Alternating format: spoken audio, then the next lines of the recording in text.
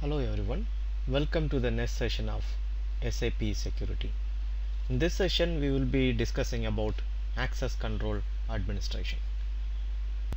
So far what we have learnt in our training session is how to control user access, how to control the roles and profiles and transaction code and transactional data. In this session we are going to have an overview about how we can control the access to the SAP system. We will be discussing each and every topic detail in the coming session. In this session we will going to have an overview what we can control in terms of accessing the SAP system. This also part of security consultants, that you have to make sure that you have a defined policies and procedures in order to control the access to the SAP system. Let's say for example we have minimum length for a password. So this we can define, a security administrator can define. You can define, however this maybe will be done by SAP basis consultant. This again based on your organization how it is being defined. The reason why it is being done by basis consultant, because whenever you change a system parameters, or not most of the system parameters, some of the system parameters, you need to restart the system, because there's quite number of parameters. How does it works, and we will see that how the system parameter can be changed in the coming sessions. But we can change the system parameters like password minimum length, and you need to have some characters in there, and what is the validity of password, how many days it can be valid, and something like some default passwords like SAP or happy or 1234. These are all some password people tend to use, like pass. These kind of password also we can restrict in SAP using, there is a table called USR 40. In this table you can include all the exemption cases, like when you can have an exemption list. So whenever user add any password from this exemption list, then the system will prompt them saying that okay, this cannot be included. So these kind of restrictions, access controls we can implement in SAP in order to control the security of the system. This is also very important part of our security administrator job. We will see the detailed how we can control these accesses in the coming sessions, so that you will have a comprehensive idea of entire security requirement in SAP system. Next one we are going to look at is profile parameters. Here we have some example profile parameters. Minimum length of logon password. The minimum length of logon password by default it is 6. We can have 6 to 40. So if you can define a minimum length, let's say 8 characters or 10 characters should be your minimum length of this password. Then until unless the user have this many characters in the password, then the system will not accept the password. Then password validity period. This also one very important time, this expiration time. So how long the password can be valid. So if you keep it 0, the password expiration to 0, that means once you have one password, then it's valid forever. By default it is 0. So that will not be a very good practice to keep it 0. We need to have some kind of expiration policy so that the user is forced to change their passwords. So generally it is 90 days or 30 days, even highly restricted ones. Otherwise it's 90 days. I think it should be fine. The next one is lock user with incorrect logon. By default it is 5. The lock user with incorrect logon means you should have already experienced, if you are using an SAP system, that when you use wrong password for couple of times, after some time it will lock the user automatically. The reason behind that is, let's say a person who is not the actual user trying to use your password couple of times. So after a couple of times, then you can lock the user. So if you see the hacking mechanism, or if you read about the hacking, ethical hacking and stuff like, the logic behind that hacking mechanism is that you have a different kind of password generation policies. Then people try to log in with these different kinds of password. In that kind of scenarios, we will have a minimum time they can try, 3 times or 5 times. So if they try 3 times, if it doesn't succeed, then user is locked. Even though if your next try, already remember the password, or you have the possibility to get the password right, within this minimum time the user is locked, so you have no way to try the next password. That is also one important related to users. Okay, next one is automatic unlock at midnight. This we can set to 0 or 1. By default it is 0. What this parameter will do, that it will unlock the failed users in the midnight, so that the next day morning they can use it again. But this is again very debatable profile. In my personal opinion, I will say don't enable it. So it's again, if it is not a very sensitive system, like a development system or a QA system, or a training system, development, even QA system will have a sensitive data, because most of the companies will refresh their QA system in a regular period.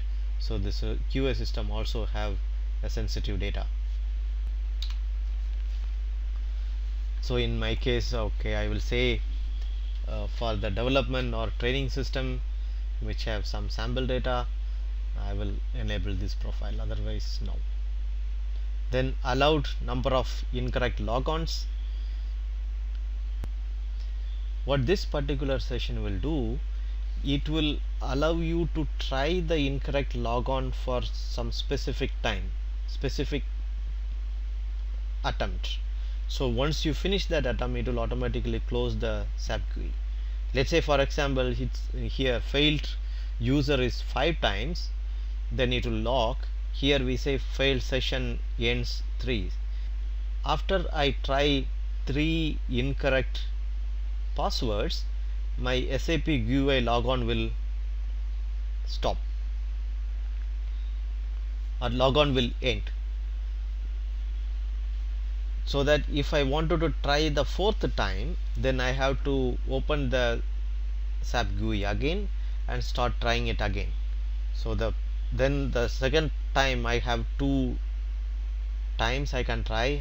I will try 2 times. If doesn't succeed, then it will lock the user. Yeah, this particular parameter will close the SAP GUI session if you are not trying the right password for 3 times by default. We can put it 1 time, or if let's say we put one time, if they try an incorrect password, then it will close the SAP GUI. Then we have to open the SAP GUI again, try the next password. This we have already discussed before. Deactivation of multiple dialog logons. So by default this is 0. That means using one user ID you can log on multiple times. So once you log on, it will also give you a pop-up saying that you already logged on. Do you want to disconnect the previous session, or you wanted to continue? Then if you say continue, then the same user ID can be logged on in 2 different systems. Actually this is a security issue, and top of it, based on the licensing policy from SAP does not allow you to log on multiple times using the same user ID because of the licensing policy. So it's against the SAP license agreement. So in the productive system, based on the SAP license agreement, anyway we have to disable this. That means we have to set it to 1. And the QA system we can still enable. So if you enable, then it will allow you to log in twice, more than once in the same system. it's again a security risk. The risk behind that is that we need to identify each user by a user ID. That means it should be equal to one user ID. Otherwise you are losing the control and who is the actual person using this specific user. So in order to control that huge user is being identified by a specific user, then we need to enable this parameter. This will be done by, you can see this parameters values using a transaction code RZ11, and there is a transaction code called RZ10 where you can change and manage these profiles. You will see that later. The next one we would like to discuss about SAP standard user IDs and passwords. The previous version of SAP systems, whenever you implement or whenever you install an SAP, and this used to be the standard user ID and password. SAP Star is, so as we discussed previously, that we will have a default client 000, 001 and 066. So all these three client SAP Star will have this password. Yeah, this will be the password when you install it. And if you create a new client, that will have a password called pass. There will be another one user ID called DDIC. This user used for ABAP dictionary and logistics. This particular user is available on 000 and 001. This will have this password. This is a standard password 19920706. And in the client 066, that you will have a user called EliWatch, and this will be the standard password for this. As we know, this client 000 is the default client for SAP to do this SAP system specific some configuration. We will do it in 000. Generally this 000 is not allowed for any end users. This will be used only by basis team to do some system configuration. And 001 is the default client. From this client only you are going to copy a different productive client. This is not a productive client. This is the client which you will be using to create new productive clients, and this is EliWatch client. So as soon as you have the system installed, then you have 001, that SAP Star password will be this one. Then let's assume that I wanted to have a client called 100 is my productive client. Then you will be copying this 001 to a new client called 100. That time the SAP Star password will be PASS.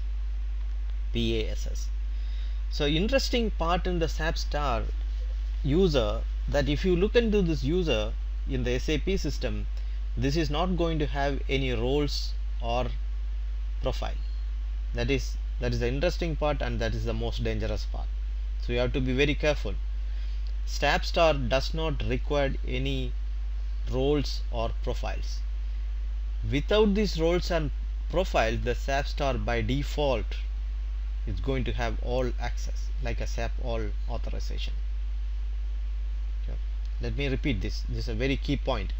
Without roles and profiles, even though there is no roles and profiles in SAP Star by default have all authorization. That's the reason this is very important. So in these clients, this is going to be the password, and all new client, this is going to be password going to be pass. That means as soon as you install, you're going to commission a system, then you need to change the default password to a different passwords. Otherwise everybody knows these passwords. Anybody can hack into your system. Same like the DDIC for 000 and 001, this is going to be the password. You need to change it. And EliWatch, this is going to be the password.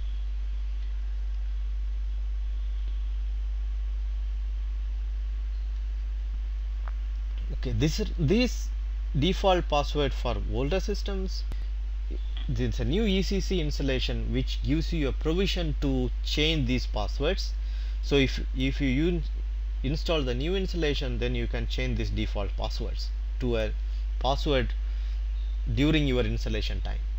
Even though if you put a installation password during the installation time, still it is recommended after some time, once you are finished installation, then you commission the system with the new passwords. However, when you create a new client in the new system, even though in the new version your password for SAPstar is going to be passed in the new client. So as soon as you create a new client, then you need to change this password for SAPstar.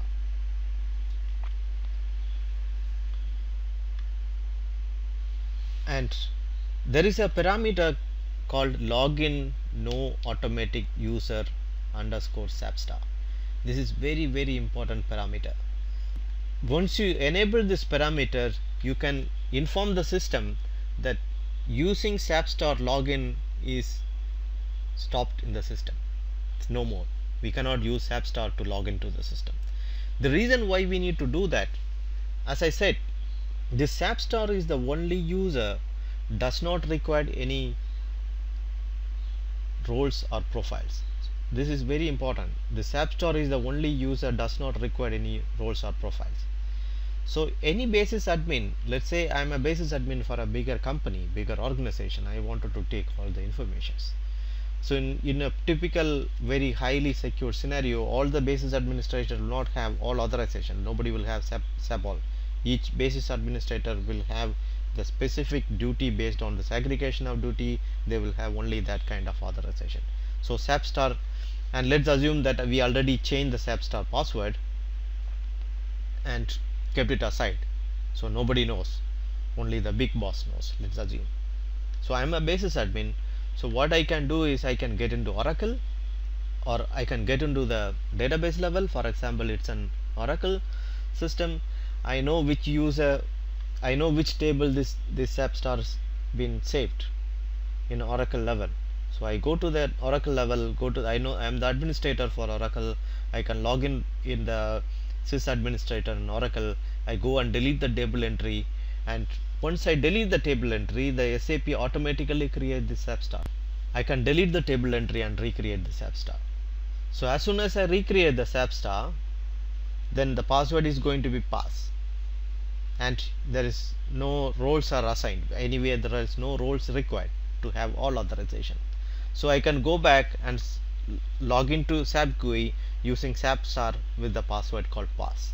So there is a it's a very risky thing to keep this SAPstar open. So even though you change the password, keep it aside. If I am a basis consultant, I want to do something wrong, I can still do it. So that's the reason we keep this automatic user SAPstar off. So even though you go and change this one on Oracle level, then you cannot log in. So if you still wanted to log in, you need to go back and change these parameters to allowed, then you need to restart the system. The interesting part here is that you will not give this authorization for parameter change as well as this Oracle administrator to one user. Oracle administrator will be a different user, and they can also do something in SAP, but they will not change the parameters. Parameter changing will be a different SAP basis administrator, so that you can segregate these duties in order to prevent these type of issues. Okay, that is about SAPstar. So we need to be very specific on these users. So as a security administrator, it's your responsibility to also to check and ensure these default user IDs are being secured. So let's look into our system. The first one what we are going to see is, go to table browser SA16, go to our table USR 40, go here, let's run and see.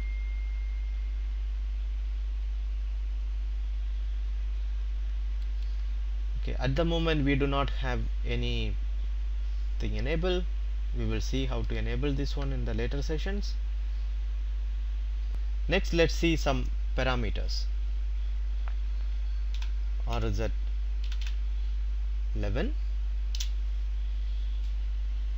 then you put the parameter ID here,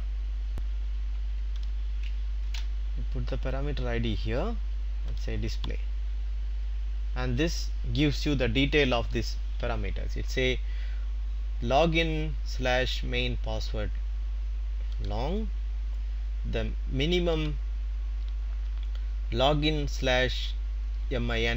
password lng, that short description is minimum password length.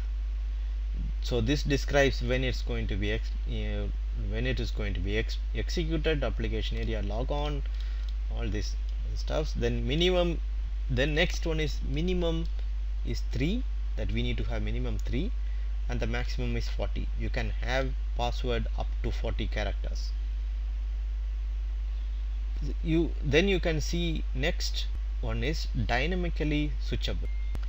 If this dynamically switchable this is enabled, that means this particular parameters, when you change, you don't need to restart the system. If it is not enabled, that means it's something related to the system, then the system needs to be restarted in order to keep this particular change effective.